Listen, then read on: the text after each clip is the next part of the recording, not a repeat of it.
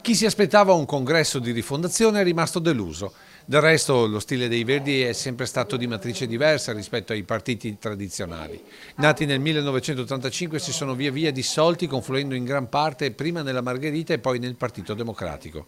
Fino a sabato scorso, quando alla libreria di Villorba si sono dati appuntamento per rifondare il partito come in tutta Italia, anche nella Marca. È proprio il modello che noi chiediamo che venga cambiato. La conversione ecologica è conversione ecologica dei processi produttivi, ma anche delle nostre teste, dei nostri usi, di come pensare a un nuovo modello di società che da una parte risolve un'emergenza che ormai è assoluta e che non ci dà più tempo, e dall'altra propone la risoluzione della crisi economica. Tra i volti noti di un tempo Luana Zanella, storica componente dei Verdi veneziani, che ha tenuto a battesimo la ripartenza dei fedelissimi del Sole che ride.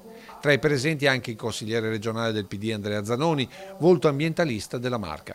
Semplice e veloce il primo passo ufficiale, quello di eleggere i portavoce del movimento, che tracciano così il percorso di rifondazione del partito a Treviso. Ricominciare senz'altro da una percentuale di voti che abbiamo preso, soprattutto sulla Piedemontana, chissà perché, forse per i pesticidi, forse per la Piedemontana stessa. A Treviso abbiamo preso il 3%, forse per l'aeroporto.